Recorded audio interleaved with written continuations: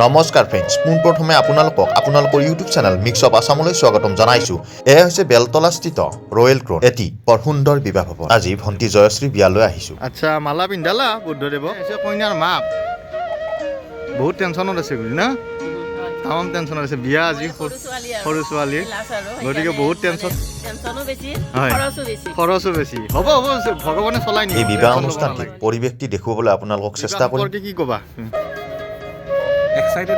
Excited ন? এয়া হৈছে কইনাৰ মানে কইনাৰ ভিনিয়েকক মজা লাগিছে। স্কুটাৰখন ধুনীয়াকৈ সজাই থৈ দিছে ন? মানে কি এইখন বাজাজৰ, বহুত পুৰণা, দেখিবলৈ নাপাওঁ আমি ন? ফ্ৰেণ্ডছ, এয়া হৈছে বিবাহৰ ৰাতিপুৱাৰ পৰিৱেশটি। বৰ ভাল লগা এটা পৰিৱেশ। বিয়াৰ গেটখন বৰ সুন্দৰকৈ ফুলেৰে সজোৱা হৈছে। মোক বিশেষভাৱে জোৰ কৰাত মই ৰাতিপুৱাই বিয়ালৈ আহিবলগীয়াত পৰিলোঁ আৰু সেয়েহে ভাবিলোঁ আপোনালোকৰ লগতো পৰিৱেশটো কিছু শ্বেয়াৰ কৰোঁ। আহকচোন ফ্ৰেণ্ডছ। এয়া ফ্ৰেণ্ডছ, আটাইয়ে কামত লাগি গৈছে। চাওকচোন, পৰিৱেশটো সঁচাকৈ বহুত বেছি ভাল লাগিছে। বৰ পৰিষ্কাৰ পৰিচ্ছন্ন চাৰিওফাল। বন্ধুসকল, মই কি ভাবি আছিলোঁ জানে না? মই আকলাকলি ভাবি আছিলোঁহে, যদি মোৰ বিয়াটো এনে এখন মস্ত থৌগা ৰভা সাজবা পাৰিলোঁ, অলপ আশীৰ্বাদ কৰিবচোন গাইজ, যাতে বৰলাই সোনকালতে বিয়াখন পাতিব পাৰোঁ। ফ্ৰেণ্ডছ, এয়া হৈছে গধূলিৰ সময়। প্ৰিয়ান আৰু মই ভণ্টি জয়শ্ৰী বিয়ালৈ বুলি ওলালোঁ আৰু ভণ্টি জয়শ্ৰীৰ বাবে কিবা এটা উপহাৰ কিনিম বুলি ভাবিয়েই আমি এখনি উপহাৰ দোকানত সোমালোঁ। গিফ্টৰ দোকানখন যদিও সৰু, বৰ সুন্দৰকৈ সজোৱা হৈছে।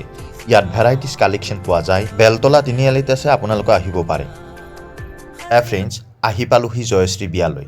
বিয়াৰ ভাল লগা মুহূৰ্তসমূহ আপোনালোকক যিমান পাৰোঁ দেখুৱাবলৈ চেষ্টা কৰিম, সেয়েহে অকণো স্কিপ নকৰাকৈ ভিডিঅ'টি চাব বুলি আশা কৰিলোঁ গাইজ।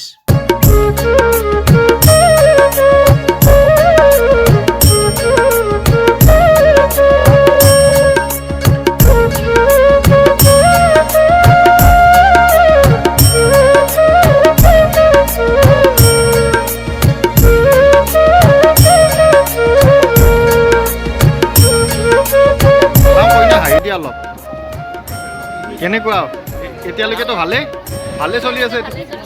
আচ্ছা,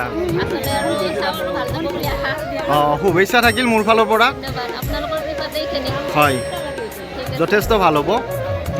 বৈবাহিক জীৱন সুখৰ হওক। ঠিক আছে, অ'কে, থেংক ইউ।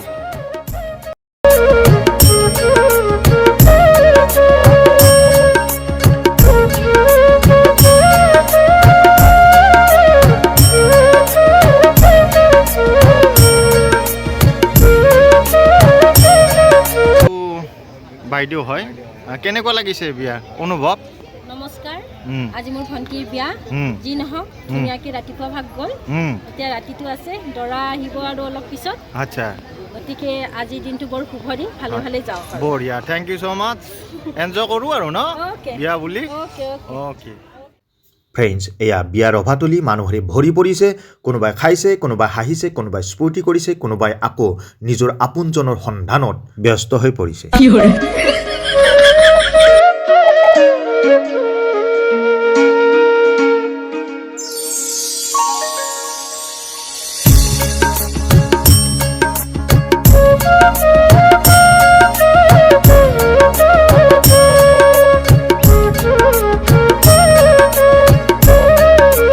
বিবাহ উপলক্ষে বিহু নামৰো ব্যৱস্থা কৰা হৈছে। এয়া বিহু দল আহি উপস্থিত হৈছেহি। বিবাহৰ লগতে আপোনালোকক বিহু নাম পৰিৱেশন কৰা মুহূৰ্তসমূহ দেখুৱাবলৈ চেষ্টা কৰিম। চাই থাকিব গাইজ।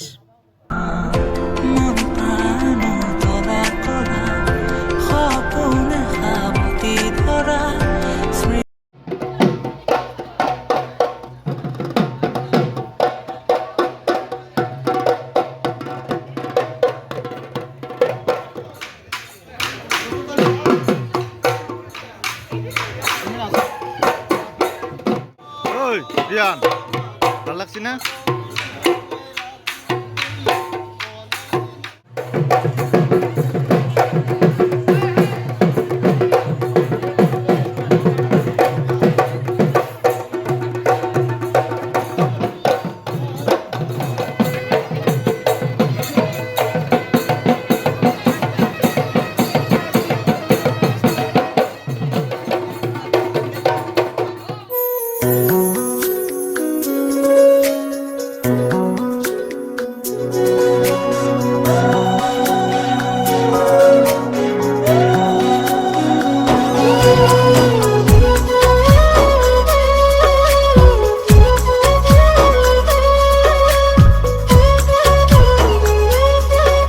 ভোজন বিয়া উপলক্ষে তামাম খাম ন কেনেকুৱা জিভাৰ পানী পৰি গৈছে ন এয়া চাওক গাইছ আপুনি বোলে চব ডাইট পালি আছিলে বোলে ডাইট নহয় আজি ডাইট নাই আৰু পুৰা মাৰিম চিকেনৰ পিচ ইপিনে কণী ইপিনে মাটন গোটেই আছে আৰু দেখিছা নাই পাই কেনে আজি ডাইটৰ কথা পাহৰি গৈছে খালোৱে আৰু আৰম্ভ কৰিলোঁ দিয়ক দিয়ক